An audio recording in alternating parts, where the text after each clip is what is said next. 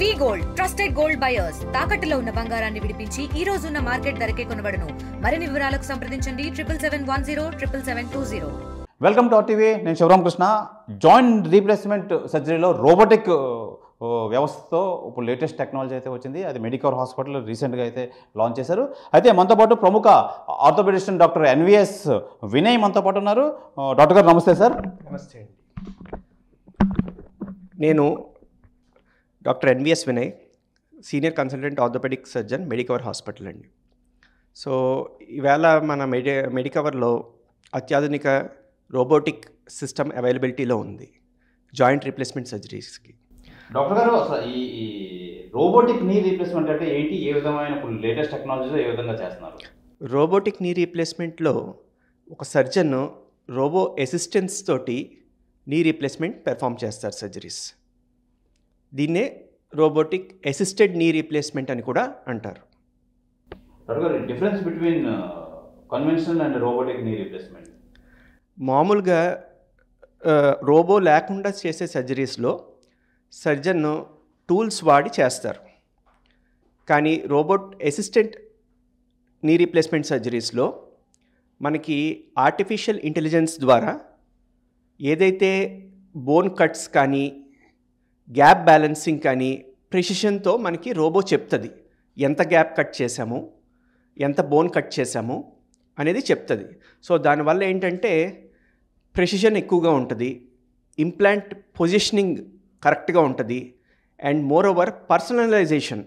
అంటే ఒక్కొక్క పర్సన్కి ఒక్కో టైప్ ఆఫ్ నీ మార్ఫాలజీ ఉంటుంది. దాన్నే కస్టమైజ్డ్ నీ రీప్లేస్మెంట్ కూడా అంటాం. ఈ రోబోటిక్ సర్జరీస్ అడ్వాంటేజెస్ ఏంటి సార్? అడ్వాంటేజెస్ ఏంటంటే మనకి కస్టమైజేషన్ వల్ల తక్కువ bone cuts, gap balancing perfection, implant positioning perfection ఇవన్నీ వస్తాయి.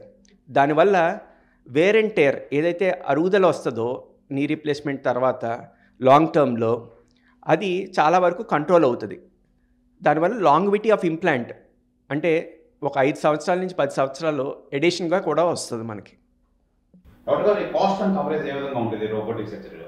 రోబోటిక్ సర్జరీలో టెక్నాలజీ వల్ల స్లైట్ కాస్ట్ యాడ్ అవుతుంది కన్వెన్షనల్ కన్నా. బట్ లాంగ్ టర్మ్లో మాత్రం బెనిఫిట్ దీనికన్నా చాలా బాగుంటుంది, కన్వెన్షనల్ కన్నా చాలా బాగుంటుంది. ఆల్ ఇన్సూరెన్సెస్లో కూడా ఇది కవరేజ్ ఉంటుంది. అంటే ఇప్పుడు మన మెడికవర్లో లేటెస్ట్ టెక్నాలజీ రోబోటిక్ సంబంధించి ఎలాంటి టెక్నాలజీ అందుబాటులో ఉంది? మన దగ్గర ఉన్న సిస్టమ్ పేరు మీసో సిస్టమ్, మెరిల్ వాళ్ళది. సో ఇది ఏంటంటే మిగతా రోబోటిక్ సిస్టమ్స్తో పోల్చుకుంటే ఇది లేటెస్ట్ వర్షన్, అడ్వాన్స్డ్ అండ్ అప్గ్రేడేషన్కి అనుకువగా ఉంటుంది. మనం ఎప్పుడైతే టెక్నాలజీ ఇంప్రూవైజ్ అవుతుందో దీన్ని అప్గ్రేడ్ కూడా చేసుకోవచ్చు. And it is cost effective. మిగతా రోబో సిస్టమ్స్తో పోల్చుకుంటే ఇది తక్కువలో అవుతుంది మనకి. డాక్టర్ గారు, ఇప్పుడు నీ రీప్లేస్మెంట్ అంటే చాలామంది ఆ పెయిన్స్ తట్టుకోలేక చాలామంది అవాయిడ్ చేస్తుంటారు. ఈ రోబోటిక్ సర్జరీలో ఆ వితౌట్ పెయిన్ సర్జరీ మనం చేయొచ్చా? చేయొచ్చండి. ఎప్పుడైతే మనకి తక్కువ డిసెక్షన్ అంటే ఎక్కువ కట్ చేయమో పెయిన్ కూడా తక్కువ ఉంటుంది.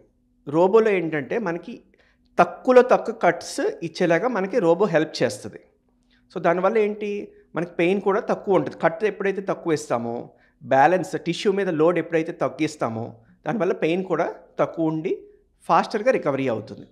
డ్యూరేషన్ ఎలా ఉంటుంది మాన్యువల్కి రోబోటిక్ సర్జరీకి? మాన్యువల్గా యూజువల్గా డిసెక్షన్ ఎక్కువ ఉంటుంది, కట్స్ ఎక్కువ ఉంటాయి కాబట్టి పెయిన్ వల్ల అరౌండ్ 3 months to 1 year దాకా కూడా రికవరీ పట్టచ్చు. That depends upon the pre op deformity, అంటే ముందు ఎంత డిఫార్మిటీ ఉంది, పేషెంట్ ఫిట్నెస్ ఎలా ఉంది, దాన్ని బట్టి డిపెండ్ అవుతుంది. అదే మనం రోబోటిక్లో ఏంటంటే మనం 6 weeks, ఒక్కోసారి 1 month to 6 weeks దగ్గర ఫుల్ రికవరీ ఎక్స్పెక్ట్ చేస్తాం. So it won't take longer time for recovery. Doctor, ఇప్పుడు ఈ నీ రీప్లేస్మెంట్లో దీనికి వెంటనే నడిచి వెళ్ళిపోవచ్చా ఆఫ్టర్ రోబోటిక్ సర్జరీ అయిపోయిన తర్వాత? యా. సో యూజువల్గా కన్వెన్షనల్లో ఏంటంటే 5 days దగ్గర 3 to 5 days పడుతుంది. అదే రోబోటిక్లో ఏంటంటే 1 to 3 days, అంటే సేమ్ డే కూడా లేకపోతే 2 to 3 daysలో మనం డిశ్చార్జ్ పెట్టుకోవచ్చు.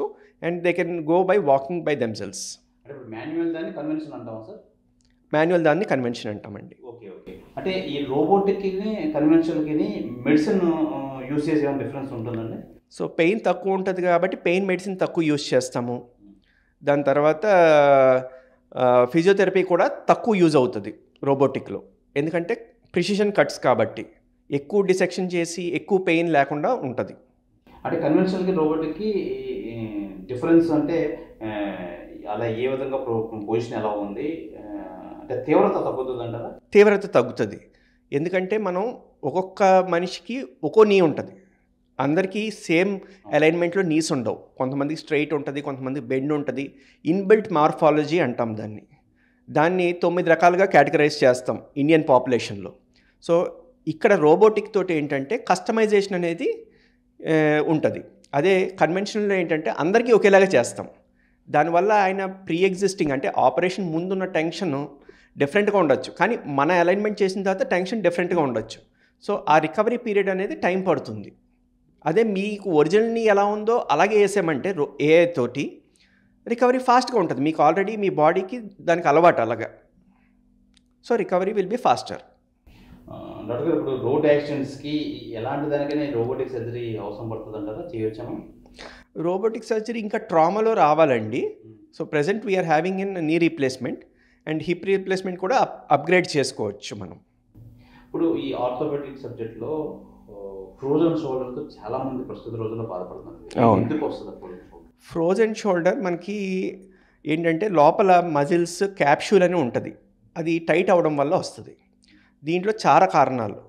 ఒకటి యూజువల్గా డయాబెటిక్ పేషెంట్స్లో ఎక్కువ ఉంటుంది ఇది. అలా కాకుండా పోస్ట్ ట్రామాటిక్ స్టిఫ్నెస్, ఎవరైనా ఎక్కువ రోజులు ఇమ్మొబిలైజ్ చేసి ఉంచినా, అంటే పైకి మూమెంట్ చేయకుండా ఉన్నా, అలా కింద ఫ్రాక్చర్స్ వల్ల రిస్ట్రిక్ట్ చేయాల్సి వచ్చినా వాళ్ళకి ఫ్రోజన్ షోల్డర్ డెవలప్ అయ్యే ఛాన్సెస్ ఉంది. మజిల్ అనేది చాలా కీలక పాత్ర పోషిస్తుంది. ఫ్రోజన్ షోల్డర్ అయినా, లేదంటే వయసు రీత్యా, లేదంటే డయాబెటిక్, బీపీ ఉన్న వాళ్ళకి ఆ మజిల్ రిలీఫ్ ప్రాబ్లం రాకుండా ఏ విధమైన చర్యలు తీసుకోవాలి? ఒకటండి ఏంటంటే మనకి 30 years దగ్గర మేల్స్లో కానివ్వచ్చు, ఫీమేల్స్లో కావచ్చు, there is a peak bone density and peak muscle strength. Once 40 years దగ్గరికి వచ్చేటప్పటికి అది స్లోగా డిక్రీజ్ అవుతుంది. మజిల్ స్ట్రెంగ్త్ డిక్రీజ్ అవుతుంది అండ్ బోన్ స్ట్రెంగ్త్ డిక్రీజ్ అవుతుంది. That is maximum at 60 years. దాన్నే సార్కోపీనియా అంటాం, బోన్లో ఆస్టియోపోరోసిస్ అంటాం. సో ఇవన్నిటిని ప్రివెంట్ చేసుకోవాలంటే ఒకటి మెడికేషన్, ఇంకోటి ఎక్సర్సైజ్, ఇంకోటి diet and active life style. అయితే ఇప్పుడు సాధారణంగా ఈ మజిల్ కానీ, లేదంటే ఈ ఫ్రోజన్ షోల్డర్ కానీ ఏ వయసు వరకు ఎక్కువ వస్తుంటూ ఉంటుంది? యూజువల్గా మిడిల్ ఏజ్ పర్సన్స్కి ఎక్కువ వస్తుందండి. అరౌండ్ 40 to 60 years ఆ ఏజ్ గ్రూప్లో ఎక్కువ వస్తుంది. ఎవరికైతే షుగర్ కంట్రోల్ ఉండదో ఇది డైరెక్ట్లీ ప్రపోర్షనల్. షుగర్ కంట్రోల్లో ఉంటే ఫ్రోజన్ షోల్డర్ యొక్క పెయిన్ కూడా తక్కువ ఉంటుంది. సరే, ఈ ప్రాబ్లం బారిన పడకుండా ఉండాలంటే ఎలాంటి ఫుడ్ తీసుకోవాలి, ఎలాంటి ఎక్సర్సైజ్ చేయాలి? ఒకటి ఏంటంటే మనం షోల్డర్ స్ట్రెంథనింగ్ ఎక్సర్సైజెస్ చేసుకోవాలండి. డైట్ పరంగా ఏంటంటే డయాబెటిక్ డైట్ ఏదైతే డైటీషియన్ ప్రిస్క్రైబ్ చేస్తారో అది కంపల్సరీగా ఫాలో అవ్వాలి. అయితే ప్రజెంట్ ఏ వయసు వరకు అంటే 40 to 60 అన్నారు కదా? అవును. వాళ్ళు హ్యాబిచువల్ యాక్షన్స్ ఎలాంటి వాళ్ళు ఎలా చేసుకుంటే ఈ మనం అవాయిడ్ చేయొచ్చు? అంటే ఒకటి రెగ్యులర్ స్ట్రెంథనింగ్ చేసుకోవాలి. మూమెంట్స్ పరంగా అన్నీ రెగ్యులర్గా మూమెంట్ అంతా ఫుల్గా ఉండేలాగా చూసుకోవాలి. అంతేకాని కొన్ని మూమెంట్స్ రిస్ట్రిక్ట్ చేసి కొన్ని మూమెంట్స్ నెగ్లెక్ట్ చేస్తే ఏంటంటే ఆ మజిల్ యొక్క స్ట్రెంగ్త్ తగ్గుతుంది. So all groups of muscles strengthen చేసుకోవాలి మనం. డాక్టర్ గారు, ఇప్పుడు ఈ బారిన పడకుండా ఉండాలంటే నిజంగా ఎలాంటి అంటే లైఫ్ స్టైల్ అంటే హ్యాబిచువల్ యాక్షన్స్ అవన్నీ ఎలాంటివి దూరం చేయాలి? ఒకటి ఏంటంటే రెగ్యులర్ వాక్ అండి. రెగ్యులర్ వాక్ అరౌండ్ 40 minutes దాకా పెట్టుకోవాలి. దాని తర్వాత హెల్దీ లైఫ్ స్టైల్ మెయింటైన్ చేయాలి. టైమింగ్ ఆఫ్ ఫుడ్ కూడా ఇంపార్టెంట్, టైం తినడము. దాని తర్వాత మన క్యాలరీస్ ఎంత బర్న్ చేస్తున్నాం అనేది చూసుకోవడము, ఒక ఫుడ్ వల్ల ఎంత క్యాలరీస్ మనం గెయిన్ అవుతున్నాం అనేది చూసుకోవడము. ఇవి మెయింటైన్ చేసుకుంటే ఇవన్నీ రాకుండా ఉంటాయి. ఇవన్నీ బేసిక్గా లైఫ్ స్టైల్ డిసీజెస్. ఇప్పుడు ఈ మజిల్ రిలీఫ్ కానీ, లేదంటే ఫ్రోజన్ షోల్డర్ కానీ, ఈ హ్యాబిచువల్ యాక్షన్స్ ఎంతవరకు దోహదపడతాయి అంటారు? హ్యాబిచువల్ యాక్షన్స్ అంటే మీరు ఏదైతే వర్క్ చేస్తారో ఆ వర్క్లోనే కొంత పార్ట్ మీ ఫిట్నెస్ కూడా పెట్టుకుంటే అసలు నాకు టైం లేదు, అసలు చేయడానికి కూడా టైం లేదు అనుకుంటే దాంట్లోనే మీరు కార్ పార్క్ చేసి కొంచెం వాకింగ్ 1 కిలోమీటర్ ముందు పార్క్ చేసి వాకింగ్ చేసుకుని ఆఫీస్కి వెళ్ళినా సరిపోతుంది. దాంతోపాటు డైట్ రెగ్యులర్గా చెక్ చేసుకోవాలి, మనకి ఎంత క్యాలరీస్ ఈ ఫుడ్ వల్ల వస్తుంది అనేది చూసుకోవాలి. ఎవరికైతే డయాబెటిక్స్ మోర్ దెన్ 10 అలా ఉందో ఒక్కోసారి కంటిన్యూస్ గ్లూకోజ్ మానిటరింగ్ అనేది ఉంటుంది. HbA1c లెవెల్స్ చాలా ఎక్కువగా ఉంటాయి. వాళ్ళు దాన్ని బట్టి వాళ్ళ లైఫ్ స్టైల్ ఏది తింటే ఎక్కువ అవుతుంది, ఏది ఏ యాక్టివిటీ చేస్తుంటే బెటర్ అవుతుంది షుగర్ కంట్రోల్ అనేది చూసుకోవచ్చు. ఓకే డాక్టర్ గారు, థ్యాంక్ యూ, మంచి ఇన్ఫర్మేషన్ అయితే ఇచ్చారు. థ్యాంక్ యూ అండి. ప్రధానంగా ఆర్థోపెడిక్ సమస్యలు ఏ విధంగా మనం అధిగమించాలి, ఎలాంటి ట్రీట్మెంట్ తీసుకుంటే మనం ఈ ఫ్రోజన్ షోల్డర్ కానీ దీని బారిన పడకుండా ఉంటాం, అలాగే ఇప్పుడు లేటెస్ట్ ఈ నీ రీప్లేస్మెంట్లో ఎలాంటి రోబోటిక్ టెక్నాలజీని మనం అందుబాటులో ఉందని చెప్పి డాక్టర్ గారు చాలా డీటెయిల్గా అయితే మనం చెప్పారు. మరిన్ని హెల్త్ అప్డేట్ కోసం చూస్తుండండి RTV. కెమెరామెన్ మూర్తితో శివరామకృష్ణ, RTV, విశాఖపట్నం నుంచి. మరిన్ని వీడియోస్ కోసం ఛానల్ ని సబ్స్క్రైబ్ చేయండి. లేటెస్ట్ అప్డేట్స్ కోసం వాట్సాప్ ఛానల్ ని ఫాలో అవ్వండి. ఆ లింక్ డిస్క్రిప్షన్ లో ఉంది.